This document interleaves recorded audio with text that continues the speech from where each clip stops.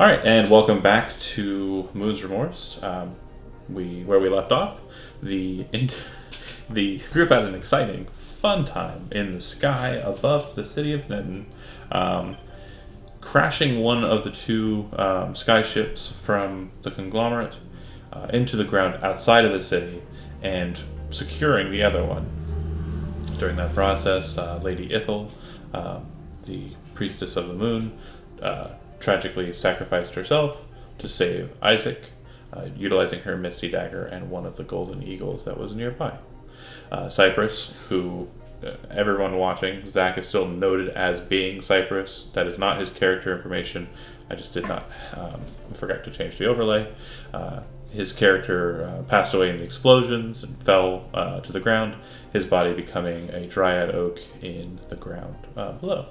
Fomsey returned from his time away with information, basically said his new goal is to make sure that the runestones, the Stashian runestones, are defended and protected. And it appears that they had one that was connected to the sword, the one that Fomsey left with them, the Dragon Sundering Stone. They met with a strange halfling outside the destruction, whose name is Bartholomew Dink. He kind of seemed just, eager to be around, but eventually him and Perdix, the Undaunted or Warforged assistant of Bomsey, headed off while the others went back up to the ship. Lazarus figured out how the ship operates and how to connect with the main elemental that controls the other elementals that keep the ship together, and also learned that there are other power sources that might be of some utility for their purposes, instead of having to rip the spell core out of the ship and utilize it. And Jun was Jun, and Isaac now has the sword that Ithel once carried, the sword that was gifted to her by the member of the Grey Order, Thorn Stashianotl. You're all on the deck of the ship. I assume you guys will be taking a long rest during your transportation from the city of Netten to the mountains where the Dragon's Cave is located. They decided that going and dealing with a dragon would probably be better than dealing with a more than likely powerful spellcaster with a strange crown. And you guys head that way. So I've already reset your hit points, I think. But if you have any abilities or anything that you need to reset, make sure that you have everything set. If you have spells you need to prepare, do so as well.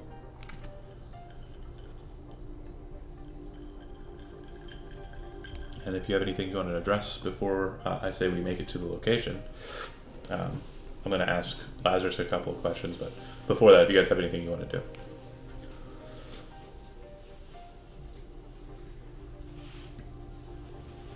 When we got back on the boat, and Perdix deactivated, right? Yes, that was the last thing that happened. As long as I'm standing on the ship, Ithel was ejected from whoever she is possessing. She was removed forcibly from the person she was hosting. Correct. Okay, so now the way that that's weird. The way that she's seeing things is a little different than the way you guys are seeing it, because she resides in the near ethereals, basically. When you are being ejected from Isaac, what you're realizing is that everyone's basically becoming encased in air elementals once they step on the ship, and for some reason their magic is interfering with Perdix's magic, which is why he's passed out. It looks like there's something about his just form that isn't active while these air elementals are kind of present around him. And the air elementals are also shunting you, keeping you from staying in Isaac. But they're surrounding me as well. Correct.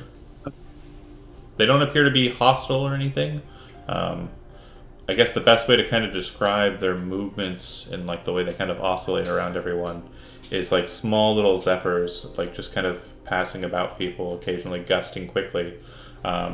You're assuming that their intent is some sort of protection that's being granted by the ship.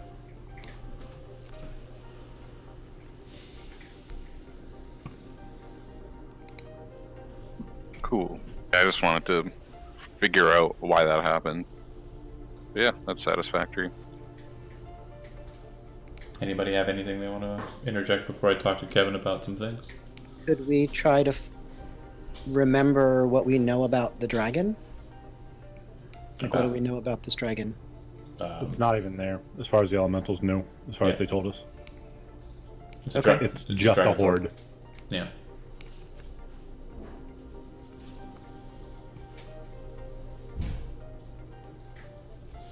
Okay. Lazarus, you decided that you wanted to go quickly to get to that location. When the conflict ended and you guys did all of your searching and stuff, you didn't rest, you didn't spend any time sleeping. So it would be later in the day, getting close to evening time. You're wanting to get there as quickly as possible. I would require an Arcana check from you. 20. Really good. After kind of communicating with Elamonad Naskel and kind of working out the operations on the orrery, you kind of come to some decisions and feel like if you wanted to push it, you think you can mimic the speed that you saw them operate to get to this location. The other ship used to get to this location, that kind of zip and kind of appear basically where you want to be, to a similar degree, but not exact. And you think that you could probably cut down what would be normally travel time of 6 to 8 hours from what you saw from the Golden Wings by flight to maybe 30 minutes. Sick. Whoa. And if you want to engage in that, just let me know so I can tell everybody what else they experience. Oh, I was gonna ask you, like, are we all gonna get like whiplash, or is there some kind of protective measure we have to like do? Well, Like the air elemental surrounding us. Yeah. You are also of the opinion that it's going to be like with the long rest that's taken place. You guys weren't sleeping. That wasn't a sleep rest. It was just a sit down, spend 8 hours, just not messing around, searching idly, but not doing anything rough. With that long rest completed, you feel like the time there will be. You'll arrive there kind of nightish. So if you wanted to stay above and kind of wait it out, you could, or you could wait here, or you can go slower if you'd like. I mean, it's entirely up to you. I'm just telling you, because of your Arcana check, your maximum speed is you can arrive there in 30 minutes. Okay, I guess we won't go like max speed. I don't know. I'm not trying to like wreck us. Well, I'm just saying, like, you can get there as quickly as you want. There's already a long rest that's happened, so you don't have to go slow to keep them rested, is what I'm saying. Like, if you want to get there ASAP, you can. Just, I'm letting you know that it's going to be nighttime when you arrive, so it might be dark. But once you go into the cave, it's going to be dark there too. Yeah. Anyway. Yeah, that's fine. Okay. Yeah, if you don't warn anybody about it and just zip off, nobody experiences anything different unless you're on the deck of the ship. And if you're on the deck of the ship, you don't experience anything different other than the fact that the landscape's moving past you very fast.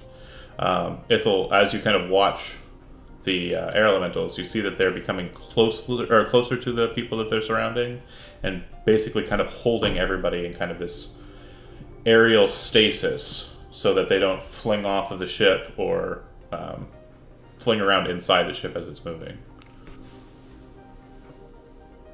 Cool. And you guys are above the mountain ridge. I'm just going to ask what the plan of attack is. You guys remember when you were down there, there was kind of like a flat landing, and then a hole through the mountain that went to another kind of landing and steps down the other side of the mountain. You didn't really see much of what was on top of the mountain area, and you didn't really see any access points into the mountain. But you did see a dead giant on the side of the mountain there.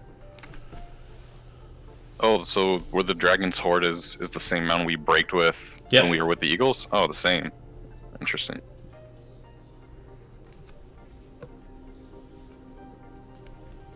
So just starting with Andy and moving from left to right, I'm just going to ask you guys if there's any questions or anything you want to do pre-game to kind of get you set up and situated to head on down. So Andy, what's Ithel doing in preparation for descent? I guess Ithel would probably want to stay as near as possible to the sword and therefore to Isaac. Okay. Yeah, occasionally jumping into him to ride along, but not really focusing too much on that process. Steve, you have the Blackblade and Lady Ithel with you. What would you like to do? During our rest, since we weren't doing any extremis, we probably had time to talk. My preparation would be, I guess, to talk with Bartholomew about the stone we got from him and how it functions, what it does, what it means. Like, I can speak Elvish, so if I know the word, I should be able to activate it if I need to, but I just want to know what's going to happen if I do so. Zach, does Bartholomew speak Elvish? He does not. Okay, so basically, to your knowledge, it's a stone that's been passed down in your family for a long ass time. It's got a weird marking on it that you're pretty sure is Elvish, but you use it to basically perform different tasks. Like, one of the edges is kind of sharper than the others. Sometimes you'll use that to kind of cut rope in lines while you're on your boat.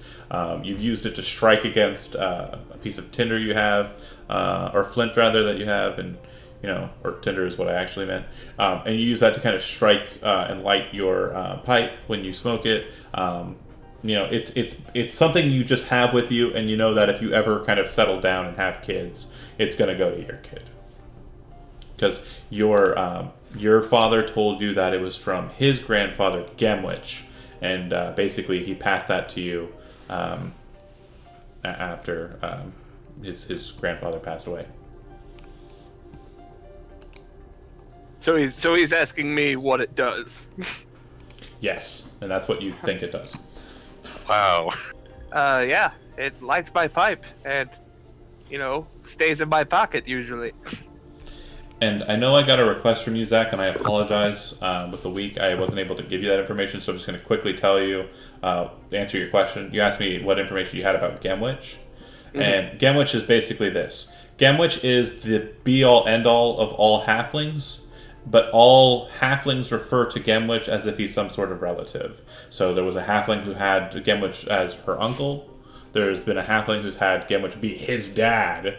Sure. Gemwich is just Gemwich. And so, like, if someone tells you a story like, this is what happened to us, you go, yeah, that reminds me of a story about my insert type of name of relative, Gemwich. He did basically the exact same thing, slightly different story changes, and then how he succeeded. That's the religion. Gemwich is a higher power, but it's just in that it's a relative. It's just a cool halfling I know. It's a cool ass halfling. I have stories about. And you're related to. That's the key point. Ready. Alright. Wow. I kind of humor what he says. I was like, wow, it sounds really useful. But in my head, I'm like, it probably doesn't do those. Like, it's not meant to do those things. Can I read the rune? Like, if I understand it? So, it says good fortune. It's a rune for good fortune. And make a religion check at this point, because you've now seen 4 of these rune stones. There's a specific key element here. It's important. I know all the religions.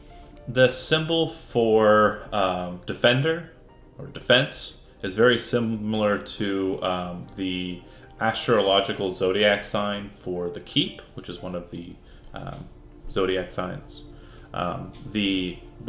Defender was one of the runestones that you had. The runestone the rune for celerity or speed or quickness is very similar to the runestone or the zodiac marking for I forget. I'll get back to that one. I don't know why my notes don't show it. The dragon rend. The symbol is very similar to the mark of the worm, which is another zodiac symbol. And last but not least, the new one, good fortune, appears to have a very similar shaping to the zodiac symbol for the mother. And when we activated our runes before, did we say the rune by name, or did we say the corresponding zodiac, and that's what activated it? You would say the elvish name for the rune, basically singing the rune, and you'd have to sing it.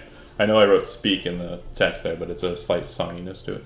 So right now the sword has 3 stones in it? It has 1. That was 2. Two, sorry. What about defender? Because it was Defender taken was away. taken by the It was dragon. taken away. And so was celerity, the haste one that Isaac had. Oh.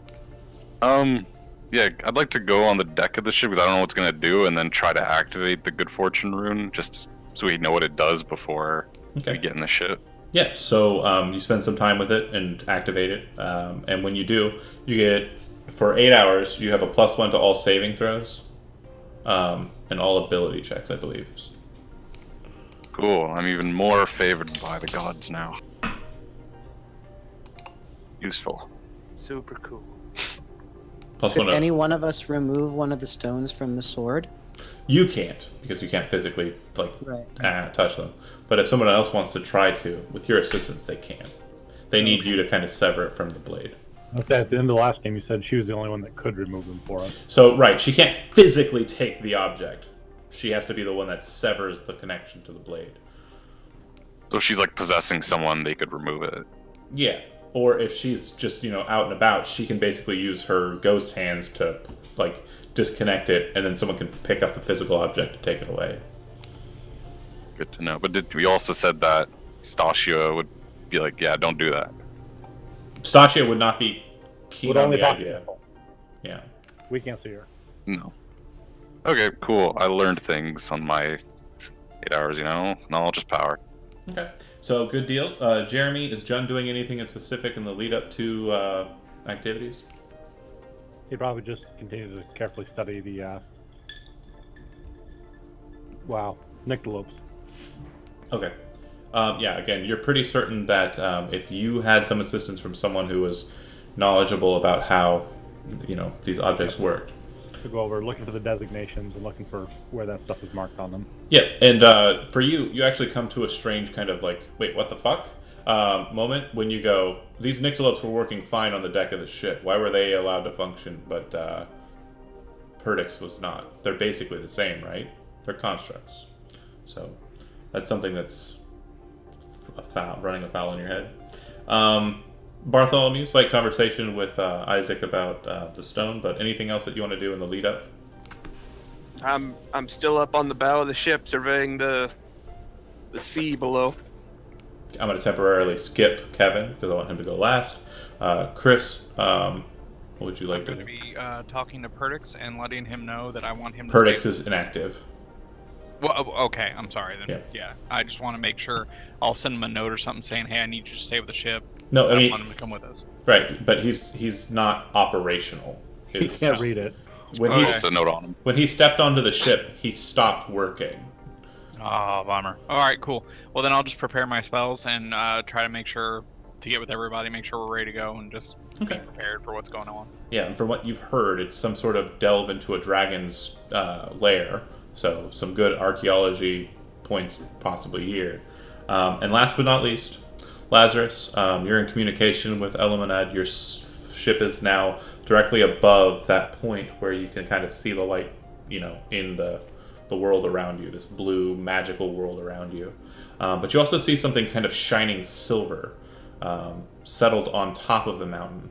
And you're looking at it in your current state, and you're not getting a clear view of what it is. There's something there on the mountain that's big and silver.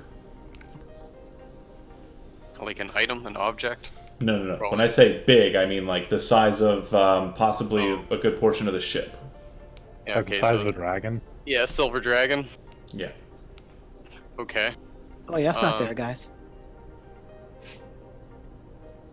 I actually wanted to, because we said we were going to do this when we arrived to this location, is scan the area for other sources of magical power. Okay. You still have a bead on the one back in Netton, and other than that, nothing. Okay, so this is still the only course of action. Mm-hmm. You do still also see the 3 ships that went east, but it looks like they're no longer together like they were when you saw them earlier today. They appear to be kind of split up. One's closer than the other 2. Okay. Dangerously close or just No. They're still as far as they were away. It just looks Okay. like one was left behind and the other 2 continued on another course. Okay, then I guess it's dragon slaying time. Okay. How are we gonna do this? You guys look outside. Are you gonna look down at the location and see what you see? I am. I'm I'm watching the landscape as we. It's Sort very. of, are we passing over? Do we know? You're kind where of directly exactly we are? above it, yeah, but you're Okay. looking down at it, Bartholomew, and the thing that I mentioned to him that he was looking at in his weird magic site in the ship, you see clear as day. There's a very large body on the ground. It looks like it is on this flat stone surface that looks like it's been constructed, almost like an amphitheater that's kind of built into the stone. That you didn't really notice, those of you that were here at this mountain before, because you were on the other side of the mountain from where you currently are. And it's just laying out in the middle of that large, flat, circular stone section. A big-ass, dead silver dragon. Oh. Oh, dead shit. Dead. Can we ready the lifeboats to go down? Sir Isaac. Are you wanting to have that be your landing point, that big circular area? Or are you wanting to do it on the other side of the mountain where you guys camped the time before? Does it look like it'd be easy to get around back to that point? Like, to go from the camp point to where the dead dragon is? Yeah. There's a staircase that leads up from there, but it's a very old staircase. And you can only make it out from above. Like, if you were down below, it would look like shrubs and bushes. Where's the door? Good question. Question also. Sure. We're sure the dragon is dead? Did I see anything? What it's doing? I saw the dragon. Yeah, you can look down at it. It's not moving, and there does appear to be a lot of blood on the stone around it. Okay.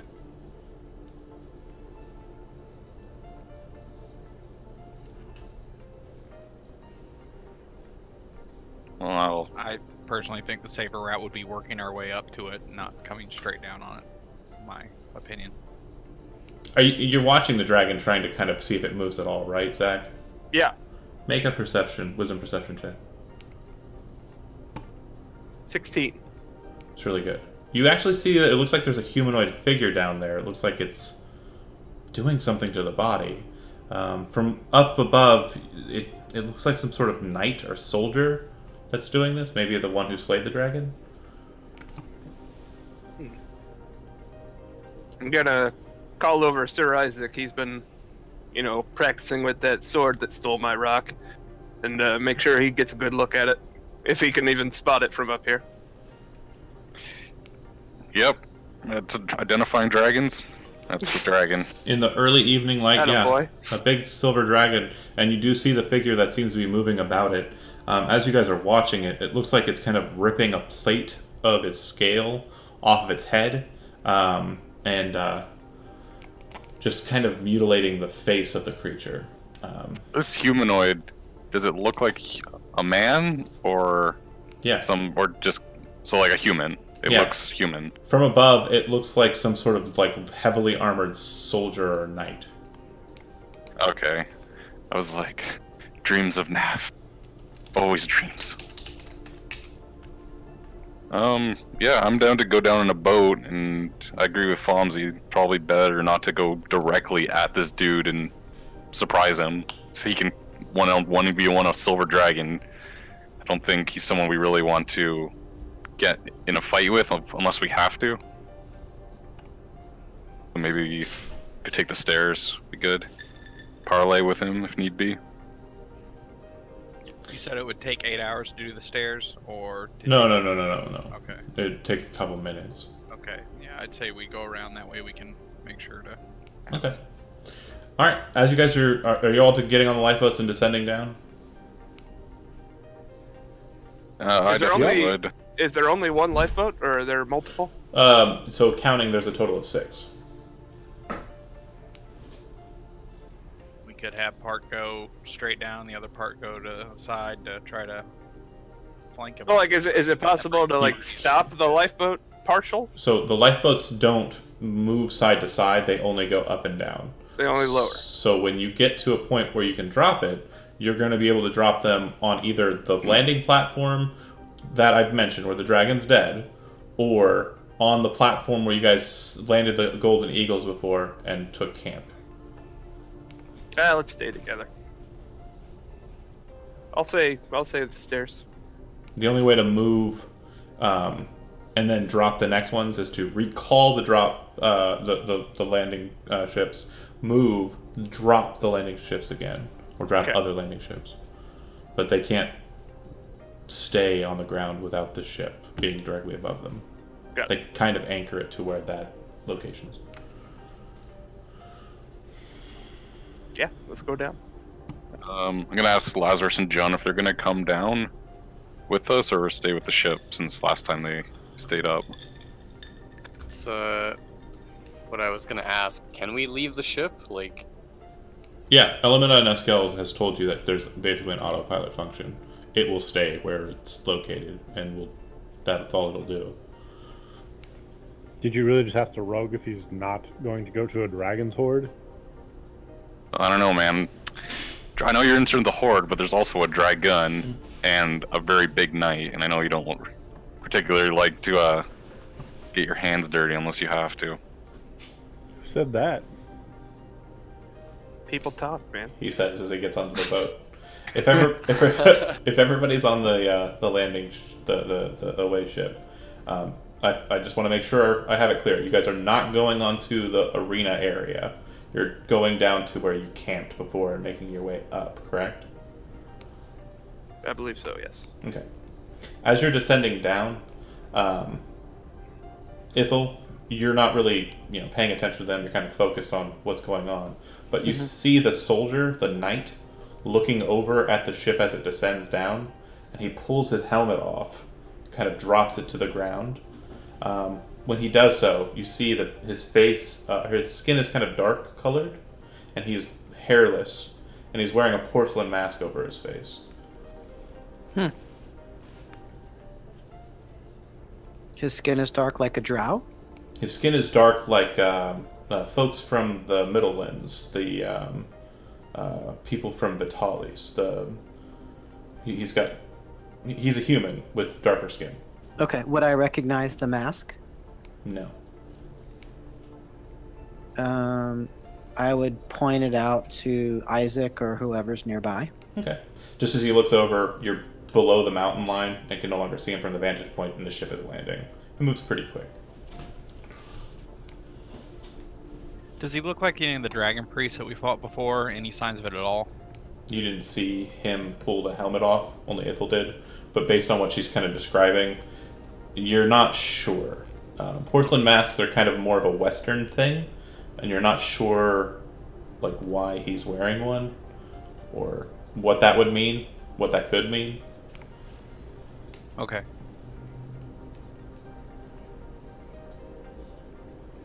Okay, you guys are on the landing point or on the ridge where the Golden Eagles landed. You can still see the campfire circle, which has been cleaned pretty decently, but it's still present. There's the passageway into the mountain. There's a stairway down, which is very clear and evident, and there appears to be remnants of that same staircase that leads up from the landing that you're on, just behind the decomposing and slightly picked apart flesh of the giants that were left there. Well, now we have another question, my friends. Do we head up to the dragon's body and the seem to be a very able fighter, or do we head on inside? Which of the two paths is wider? The passageway into the mountain or the stairway up? What are you talking about? Yeah, the two options we have to travel. Which one seems more likely that a dragon fits on it? Neither. Especially if it's the dragon that you saw while you were coming down. They lead to different places, though. Yeah, and you've investigated the tunnelway. The tunnelway just goes through the mountain. Basically, there's a staircase that leads up to this point, and then there's a tunnel that goes through the mountain to the other side. This road is effectively used for travelers making their way from Drayans to Netton. Well, we know the dragon would have at least went from the top. He's at least up there, so I bet his horde would be more easily accessible from up top. I'd also like to parlay with this knight. If he's of ill intent, don't really need him coming up on us while we're delving into a dragon's lair. We could always have our friendly neighborhood rogue, go ahead if you would like to possibly see what's going on first. Perhaps the arena is meant to appease the dragon. There are duels here, or this is where the treasure is left as payment for him.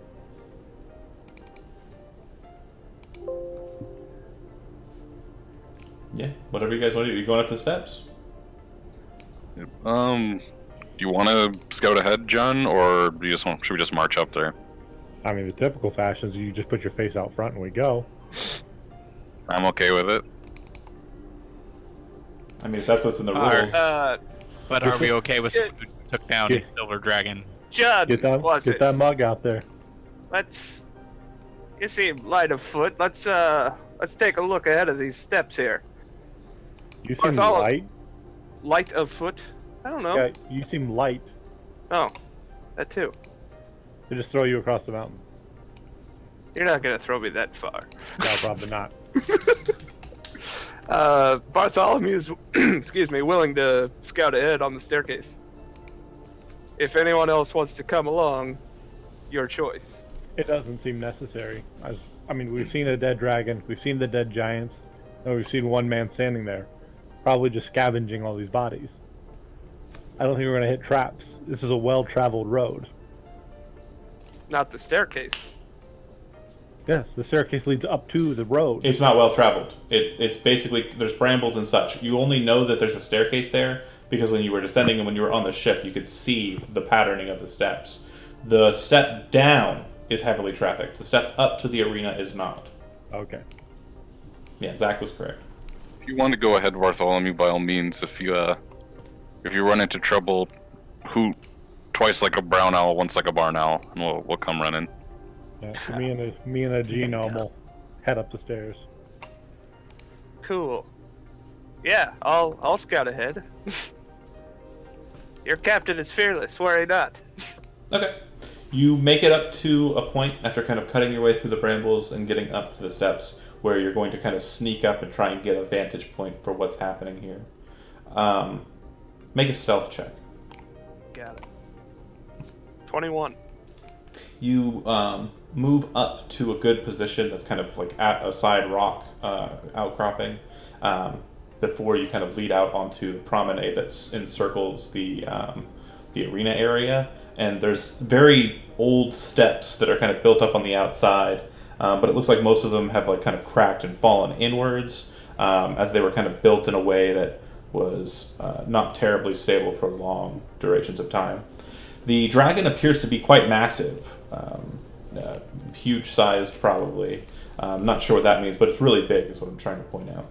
The knight has kind of stopped and is just looking up, and from this vantage point you can see that he's kind of looking up at the sky ship, staring there. As he does so, he kind of like lowers himself down to a knee and places his hands down on the stone and starts muttering something. Seems like he's praying, you think. Leave my ship alone. You guys who aren't up there with him, there's a slight change in the atmosphere. You're not sure what it is, just like a slight kind of tingle now. It kind of runs the course of your hair and makes your hair on your arms kind of stand up a bit. And when you look up and kind of, you feel small little drips of rain kind of pitter-patter on your skin, not heavily, just like that slow beginning of a rain. And you notice that the clouds above appear to be roiling inwards, like a storm is forming above you. Can I hear what he is saying? You can make Is there any indication? you can make a religion check because he's speaking in a strange tongue. Okay. May I try to listen as well? Oh, you're back there. He's the one who stepped up. Oh, okay. Sorry, he's closer. Yeah. 17. Okay. You're pretty sure the language he's speaking is Abyssal, which is Infernal, the language of demons.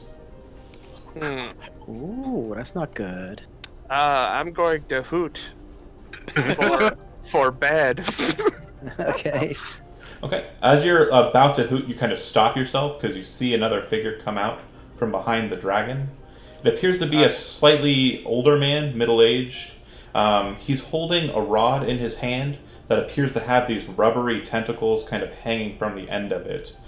His hair around the temples is kind of white and gray, and he's wearing a black and brown robe, which is patchwork material. All across his waist and hips are these strange and odd potions, and hanging from his neck is this vial, this strange vial that appears to be filled with this greenish liquid. Uh-oh. Oh, He shit. walks over to the knight, and the knight kind of stops his prayer, and the man says, "Hold. I'm sure they're on their way up. Isn't that right?" And he says that off in your direction. You can hoot if you'd like.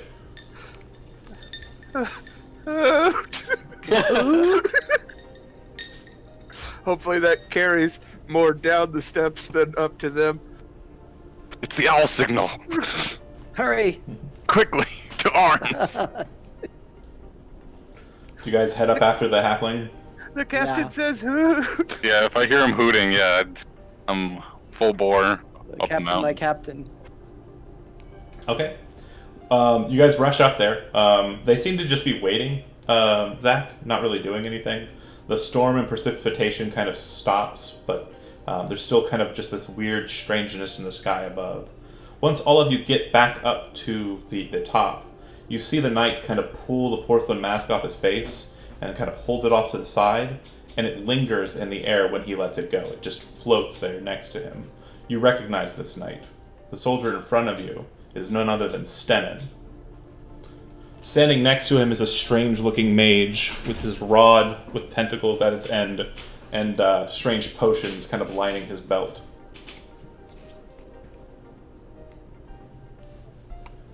They just stand there in front of this big dead dragon corpse, looking at you guys as you enter the scene.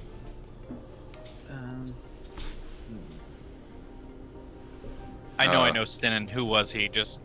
I Joe Orbick's character in the March is got it. Okay. So we had seen him go through a portal, Mm-hmm. and that's the last we saw of him. This one looks very different. The armor he wears actually kind of alerts you very quickly. His shoulder pauldrons appear to have the mark of Ashmedea cleft into them. He's wearing a belt of dwarvish creation. His armor appears to be very different. It's got gold inlays and patterning on it, and his sleeves appear to be made out of blue dragon scales. This is like the evil Stennin from the alternate universe. Oh yeah. So it's the out of character. It's this, I think it's the Stennin who got dicked around by the demon prince of lies, or I can't remember. Oh, you mean in the marches? Yeah, in the marches, because Stennin died, and then in the afterlife, his soul got like ripped in half before he was resurrected, or while he was being resurrected, it got ripped in half because the guy who resurrected him was a Osarian zealot, but really he was like an agent of chaos or something like that. It was a whole fuckery. But Isaac doesn't know that. Just Steve. Just Steve! I'm going to attempt to not be seen with the party. Stealth check. Could Ithil enter into Isaac if Sure. he'll allow that? Sure. Come on in. Stennin yells out to you. He says, "You've got the sword, and you've got the runestones. Lay them before my feet, and I'll let you leave this place alive. Otherwise," he closes his hand, and when he does so, lightning starts to spark off of his fist. "You all die here tonight."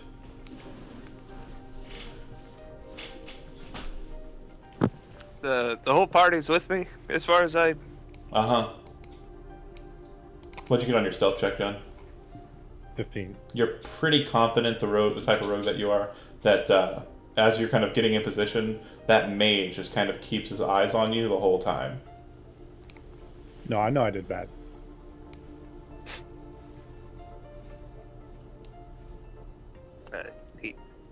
He can't have that stone.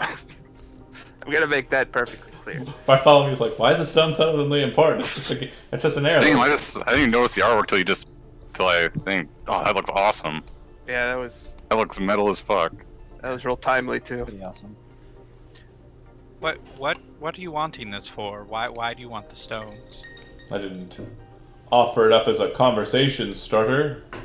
He smiles.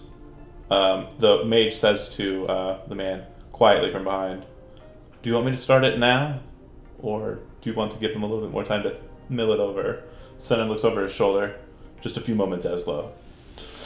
Steps forward. What's it gonna be? Fucking do it. He's gonna shoot our ship. We will never surrender these stones to the forces of chaos.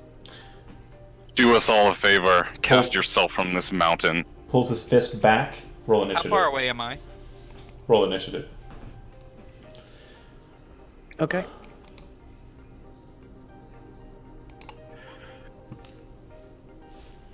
Oh. Good night. Jesus. Okay. On 15, he's not marked and neither is Ezlo, but on 15, Ezlo will take his action. You see him reach up to the strange stone and... Go ahead. I'm on 21. My marker wasn't selected. Oh, okay. Mine too. Do I need to roll again, or I rolled No, again? no. It's cool. What you have? 16. If you want to look in the I see it. chat, you can see it. And then you had 21. You said. Okay.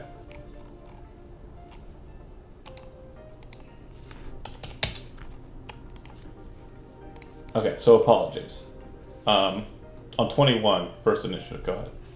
As he's doing his fisty nonsense, I'm gonna just pull out the crossbow and fire one in his direction to at least try to distract him.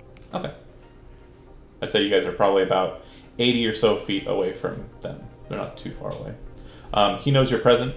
As that bolt kind of flies up at him, you see kind of static appear in between him and the bolt, and the bolt just kind of like becomes disoriented and sent off to the side instead of at him. Okay, Fonzie? You're muted. You said we're about 80 feet away. That's I'm correct. gonna move up towards him. Well, how far away are you want to be?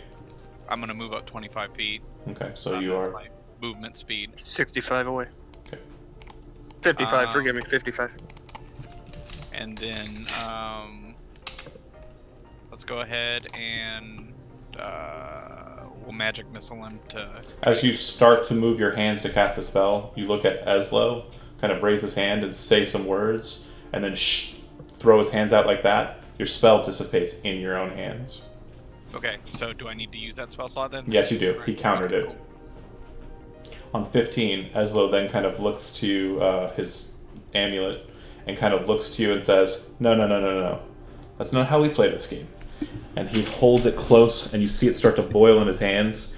Power of the long dead, give me the abilities I need here. And as he finishes his chant, everyone's magic items become unattuned if they are attuned. All your magic items that present bonuses to you no longer present bonuses to you. And you cannot use spell slots or abilities that are not abilities that are magical. How does that affect Ithel, who has consumed? You an are enchantment? still have the enchantment and can imbue it to your own actions, but not others. Because what you realize at this point too is this is also binding you from entering any of the other individuals. Haha, suckers. Wow. So no magic. Correct. You see the lightning fade from Senna's hand, and he looks back at Eslo and says, I didn't think it'd work. Interesting as hell. And right after that, he starts rushing forward, 60-foot sprint towards Fonzie, and just brings a haymaker right into the little halfling. 21 hits. Oh, Yeah. shit. So just curious here. Uppercut, not haymaker. Go ahead. He moved 60 feet and he attacked? Yep. Okay. Yeah, And- that hits. And that'll be 15 points of damage. With his second attack, he'll use grapple. Go ahead and roll either acrobatics or athletics, your choice.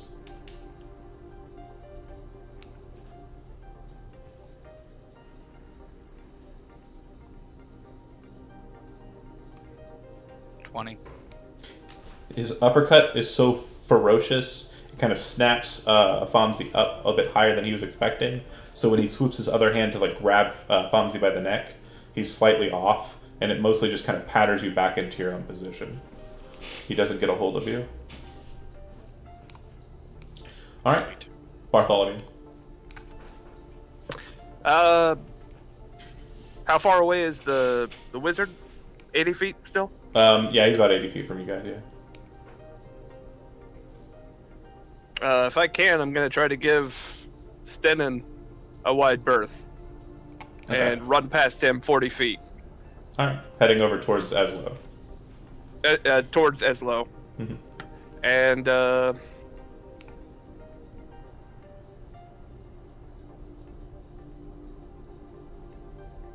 you know what? I'm gonna throw a dart at him. It's gonna be a disadvantage with the 40 feet. He distance. doesn't look like he's wearing any armor or anything that you can see. Okay.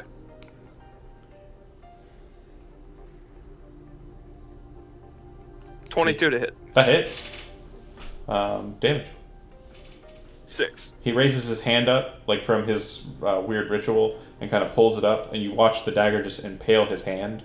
As it does so, he kind of shakes his head, and you see from behind him a shadow move out, and you see that there's a floating beholderkin now over his left shoulder. It seems to be pointing its eye stalks at you. It's not a huge beholder. It looks like it's like a smaller beholderkin. But- Second attack, Oh, go ahead. same thing. Okay. 22 to hit. Hits. Nice. 8 damage. It hurts. Yeah, it hits him in the shoulder. He kind of backs away, slightly annoyed. Lightly, huh? That's it. Lazarus. John just sits down. It looks like the gnome's got this. Halfling. Halfway. Whatever, at this distance. Yeah, I can't use magic, so I guess I just run away from Stenin. Okay. Down the stairs. Yeah. You're already away from him. He's not with you. Alright. Ithel. Again, you're unable to jump into anyone at this point. Am I inside of Isaac or at this point, or what's happening? You'd be shunted out of him. Shunted out of Isaac. Okay. So I'm going to. I'm going to stay by his side, and I'm going to use this one, so that when Isaac attacks, it will do additional damage when he hits. Hopefully. Okay. As you try to do so, the ability kind of fizzles, as all supernatural abilities are currently restricted. Yeah, I am like zero help here. Okay. Alright. Isaac. As you're about to take your turn, Stenin kind of smashing into the gnome and then like trying to smash him some more, kind of looks over the gnome at you and says, "Come on, Paladin. I've killed hundreds of your kind." Yeah, said, so like magic weapons and stuff lose their potency, right? Correct. Alright, so I'll draw the spooky Ithel sword, because longsword's my weapon of choice. I'll kind of bang it on my shield. Be like, "Let's do this, servant of chaos." And then I'll rush towards him and make my attack. Swing it. His ass. Oh, wow. All right. What are the chances? With the first one, he kind of moves so that his upper arm kind of catches it against the dragon scale. You see the black blade kind of like glance across it with like sparks. Then he kind of moves down, and you bring the blade down to kind of catch him in the shoulder, and he raises his right hand up and catches your hands before the sword blade hits. And he's holding your hands for a second and kind of pushes back.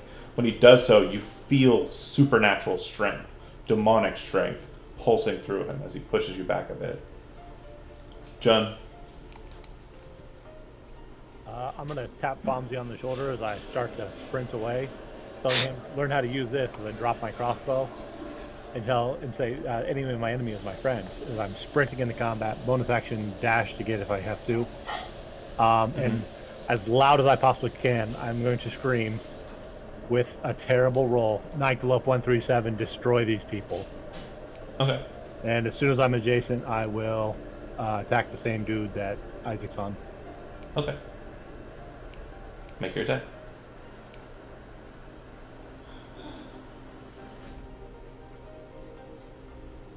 Is roll 20 lagging or? Think so. Having an issue Oh, okay. with buttons. 21 to hit. That hits, and you have sneak attack damage. You kind of come out of nowhere and catch him on the side, and you don't think there's any response from what you'd said, but as you kind of lean into him, you kind of cut him in the belt, and he kind of like reaches his arm around you and kind of like tries to grab you, but you weasel out and back away, pulling your blade free of him. When he bleeds, you see that there's a very deep colored red color, but it looks like there's like black in it. It looks like oil and water, really. In that it looks like there's, you know, kind of like the blood liquid, and there's something inside of it that's kind of infesting it. I'd swing the blade to try to flick it off. Okay. Yeah, it comes off pretty quickly. 18 was total damage on that. Yep. Bombsy. Weak ass sneak attack. I'm gonna try to grab that crossbow and get away from him. Okay.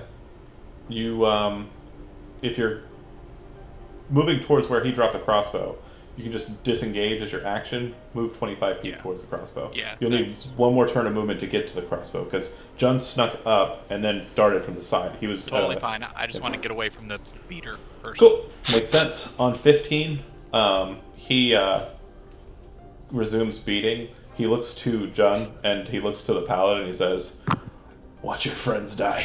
You can't protect them." He's going to go full attack on him with multi-attack. So 19, 17, and 24 hit your armor class. Jun? Yep. Oh, okay. Holy shit. That is... Tell me the damage is one at a time. Okay, got it. 15. I take it. Okay. 21. Take it. And 12. Halved. Okay. I don't know. I thought it was gonna be harder than that. No, it's fine. What are you at? How you doing? Math. That's what. Okay. 15, 21, and 6 42 down. is... 15, 21, and 6 is 42. Yeah. Okay. Yes. So And I'm not good. That's what I am. you're bloodied, right? Oh, yeah. Basically, I'm imagining he kind of swings in and just hits you in the face, kind of knocking you to the side of it. Then he reaches in and kind of grabs your throat and kind of lifts you up. And when he does so, you're kind of like spit out blood. And then as he's coming in for like a nice long clock in the head, you kind of weasel out and take it in the shoulder instead and kind of back away. I spit the blood in his eyes. Okay. It's covering his face, and he just kind of licks it off of his upper lip. Gross. Hot. Ugh. Eslo kind of looks to you guys and says, "Must be hard not able to use your powers, huh?" Smirks, Never had any. raises his hand up, and you see green energy start to form in his fingertip, and he fires off an Eldritch Blast. One for Jun, one for Isaac, and one for Ithel. Jun, 15, misses, right? Yeah. Isaac, 21, and Ithel, 15? Hits. Okay. So that'll be 9 points of damage for Isaac, and that'll be 7 points of damage for Ithel. At this moment, Ithel, you realize something very disturbing. The current wielder of the Black Blade is Isaac. He took how much damage? 9? Correct? Yeah. Ithel take 4 additional damage. Oh boy. The wound that appears on Isaac appears on your spectral form. That's not good, because I'm squishy now, guys. Oh boy. Uh-oh. This is real bad. Barth. Oh, I'm sorry. The eye stalk thing kind of moves to intercede in between Eslo and the monk. Bartholomew.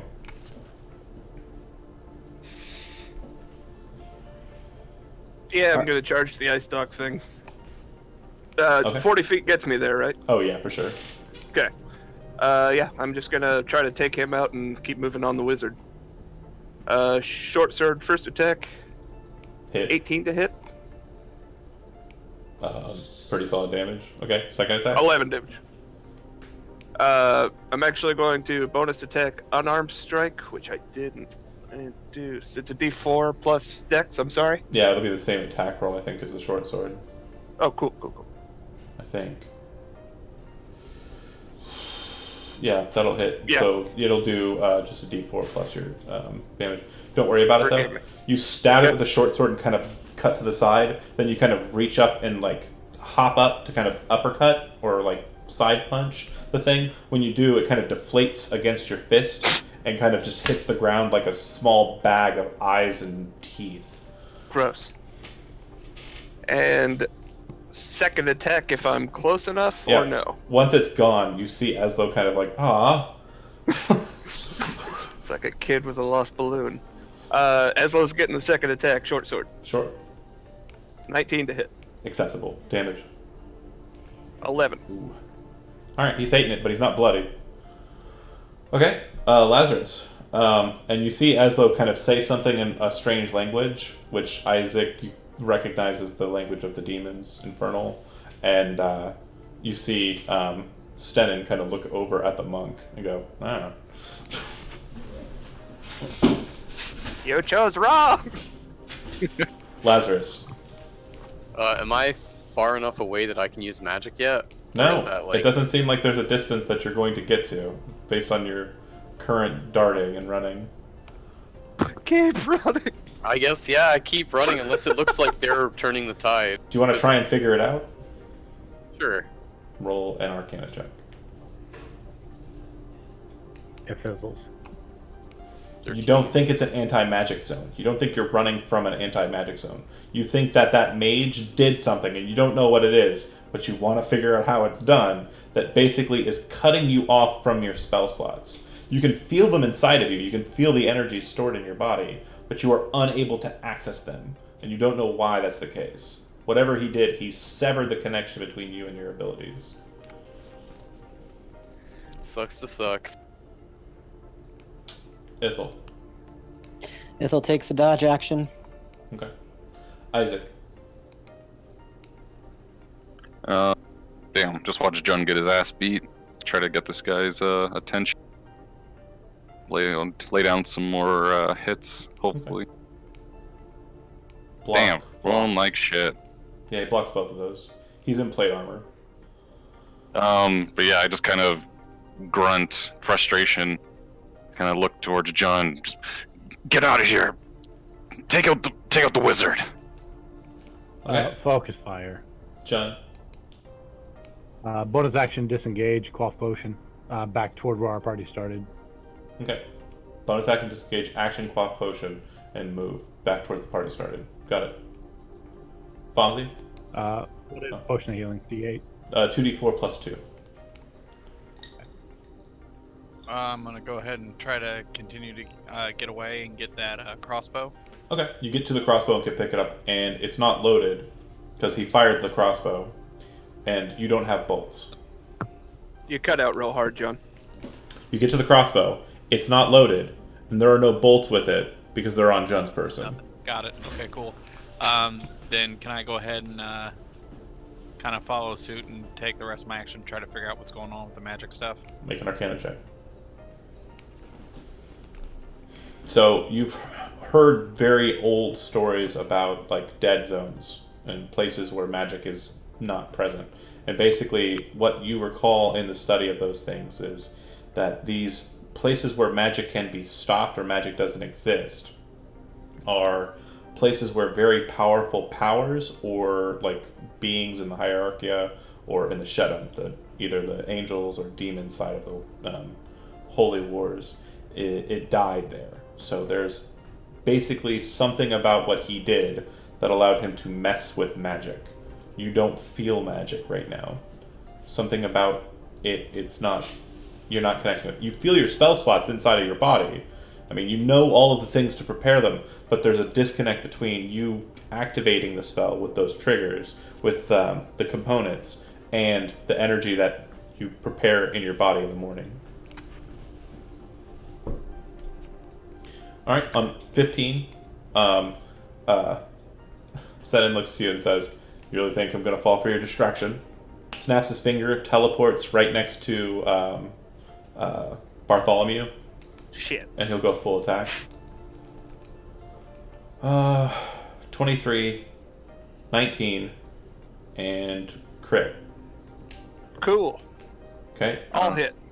Is our even our all magic, right? Like I can't channel divinity right now. No magics. No anything that has like a renews on short rest or long rest thing, with the exception of like fighter abilities, I'd say, like martial focused abilities. But if it seems like it comes from a divine or arcane source, it's currently off limits. So I Is that teleport in 2 TPK attacks encounter? or 3 attacks? It's teleporting and performing 3 attacks. Yep. Bummer. Yes. All right, this guy's real cool. Super lay it on me. cool. First amount of damage is 17. Second amount of damage is 13, and last amount of damage is 12. Damn it. 42. Down. Okay. You see him vanish in like black energy and appear. Basically, like his form sucks into a single point and then expands out of another point near the halfling. Punch, and then kicks the halfling, sending him skirting across the stone. You can see blood kind of streaking out of his face as he flies away. That we're fighting Nightcrawler. Eslo on his turn says, "Thanks for that." Kind of looks to Isaac and smirks as Stenning kind of steps in between you and him. All right, Lazarus, or sorry, Bartholomew, Death saving throw. You got it. 4. 1 failure. Lazarus. How the lifeboat is far away, yeah? Like 8 minutes away. Yeah, I'd say about so. Okay, so there's no way I'd get Yep. to that before this is concluded. Well, I mean, if they spent some time fighting him, you'd have a pretty solid lead. Yeah, then you could firebomb us all. I mean, that's kind of the plan right now. Lazarus has a scorched earth philosophy. That sounds good. I mean, I'm not trying to die. I keep running. Yeah, I'm Okay. trying to make it to the lifeboat, If that's your or process, at least till my magic like comes back. if that's your process, I'll let you know when either of those two things happen. Either you arrive at the lifeboat or you return to your magical state. Ithel. Sure. So right now, you see the halfling get booted across the way. It looks like Jun is basically like beaten, bloodied, and just kind of wobbly, getting his feet, but it doesn't look like he's terribly much in the fight. There's a couple of just specks of blood on Isaac, but he doesn't look too bothered from the force bolt that hit him. And Lazarus is nowhere to be seen. Fonzie is holding a crossbow with no bolts in it, and based on what you're experiencing and what you've seen, you feel like he's powerless to do anything. What would you like to do? So I know that I can't possess anything, yes? Correct. It feels like you cannot do so. That's right. It feels like I cannot, Correct. but I'm not sure. You feel like you're severed from that kind of ability. Your presence here is strange. You also don't feel like you're in the ethereal anymore. You're fully in the material plane. Does I have a physical presence? You have a spectral presence, which is basically you are manifest in the material plane. So that means I still can't touch anything or use Correct. any weapons or things like that. You're like Patrick Swayze in Ghost Yeah. to Whoopi Goldberg. I just want to make clay pots with you. Okay, you and John start making clay pots. It's really it's hypersexual. Bad music, right? Yeah. Really I bad know, right? music. Yeah, but it's strangely memorable. I want to move towards the dragon and take the dodge action. Okay. Anything else? Anything else you want to do while this is happening? Well, can I look inward and see if I could call out to Stasia or something like that for some help? Yeah, if that's what you're doing. Yeah, you focus in on that. Okay. Isaac? Situation's pretty dire. How far away are Stenin and Eslo from me? Because he teleported. Not too far away. Maybe 10 feet. Is he like blocking him like to the point where like 50 feet to 55 feet. No, Eslo wasn't 55 feet away from Stenin. No. Then, yeah, because he charged out and punched that dude in the face, and we walked up to him. Oh, right. So yeah, it would be. They are 60 feet apart. It would be that. Sorry. And you said Bartholomew got knocked back, right? Yeah, Bartholomew's laying out on the stone, bloodied. Is he closer to me than the other guy since he was kind of knocked away from them? No. So he's more towards the outside of the circle, and you guys are more towards the middle of it. Okay, so they're 130 feet away from me, right? Yeah.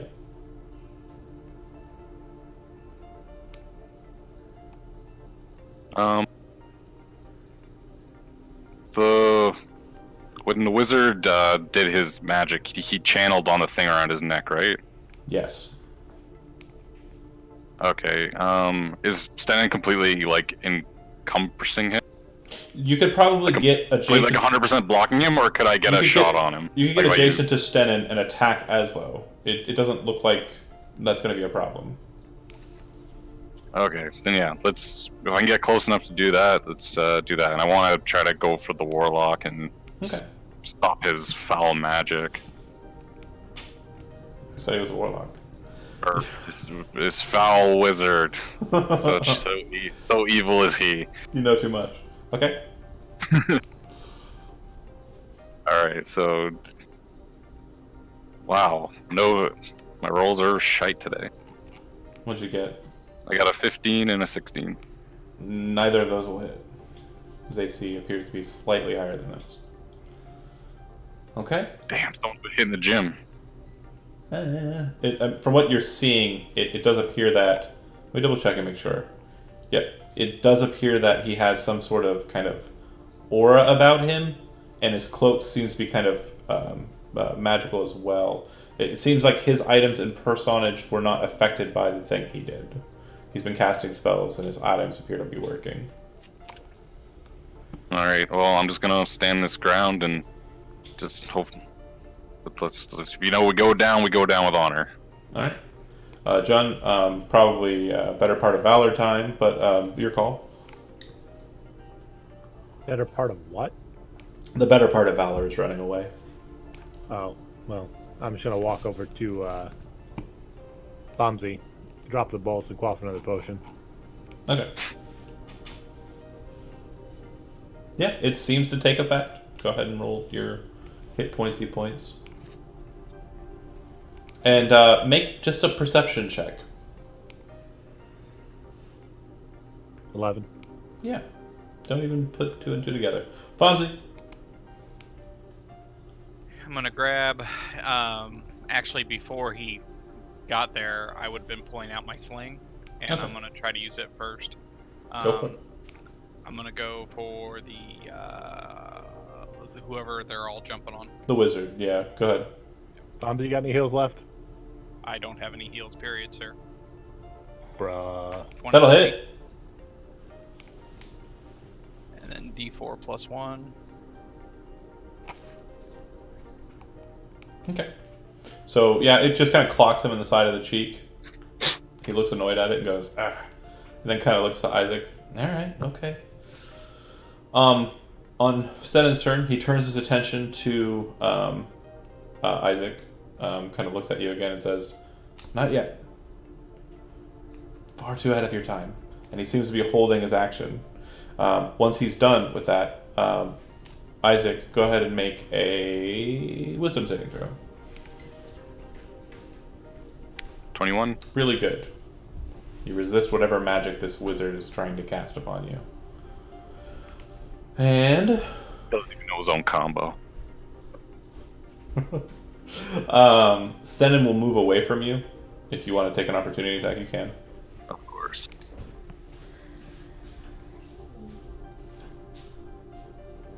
Oh my god.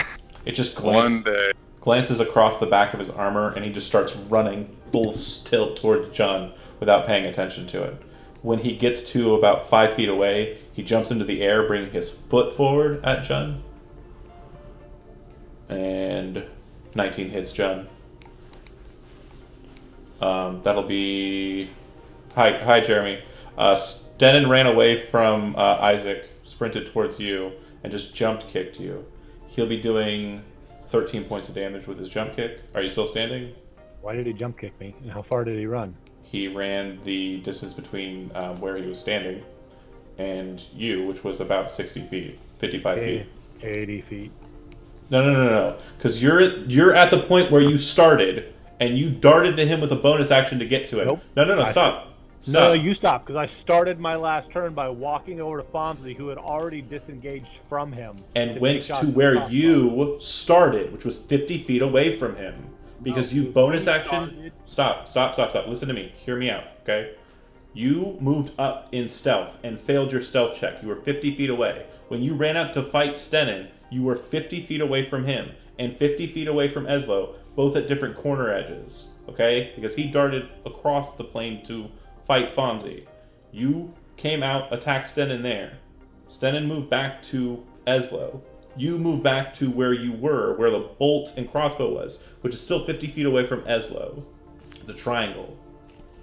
Yeah, this is why you should use the map, because the party moved up together. It shouldn't. Hold on.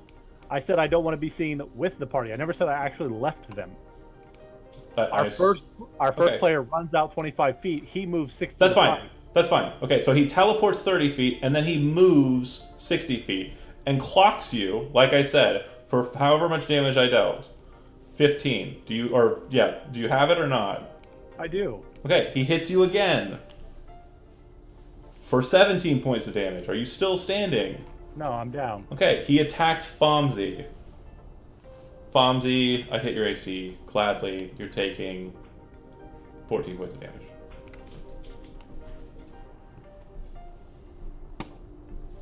I'm still up. Okay. Yeah, he hits you again. He seems to be very strong.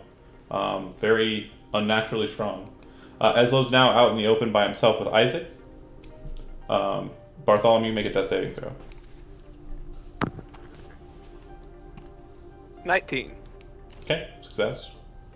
Lazarus, you continue to run. And Ithel. Praying to your goddess, you hear kind of a voice, like, kind of emanating inside of you. But you also look at the situation as it stands. You see Jund was just knocked down. You see that Bartholomew is kind of dying over there on the edge. And Isaac is standing alone against this strange wizard. Mm-hmm. I mean, what do you think the situation is for you? The situation is my friends are going to die unless I somehow stop it. So I could say something. I mean, like, do I hear Stasia's voice? Do I have any kind of? You hear kind of a whispering within you, but I'm asking you. I'm trying to get the feeling that you have in character, like. The feeling is that I want to surrender. I say, what do you want? Spare my friends. So kind of a hopeless sensation. Mm-hmm. Okay, great. Great. Isaac. And I hear spooky. I didn't hear you. What did you say? Can I use the help action to help Isaac? Yeah, I'd allow that. Okay, that's what I would want to do then. Okay, you move in close to Isaac and try to assist him. You have advantage on your next attack roll. Oh, thank God, I need it. And here's that next attack roll. Well, I heard her say like, well, like, what did you say again, Andy? I said, spare my friends. No, I wanted to. Stennis 80 feet away from you, and Eslo's 10 feet away from you. Keep muting. Sorry, I want to look at the ghosts and be like, no, we cannot give in to evil. We will fight. We'll fight till our last breath. I'll attack this wizard for 17, 20. Thank Christ for Ratavius. Mm-hmm. Yeah. So first attack misses. He kind of dodges out of the way. Second attack hits Eslo. Go ahead and Since she's helping him, would he have advantage? You had a 17 first attack. Oh, 17 hits too. Sorry. Go ahead. Roll that as well. So 16 total. Okay. Two solid bats against him, and he appears to be bloodied. I would smite the hell out of him, but I don't think it'll work. You call to your god for it to happen, but it doesn't appear to be that he's listening. If he ever could in the first place. Okay. John, death saving throw.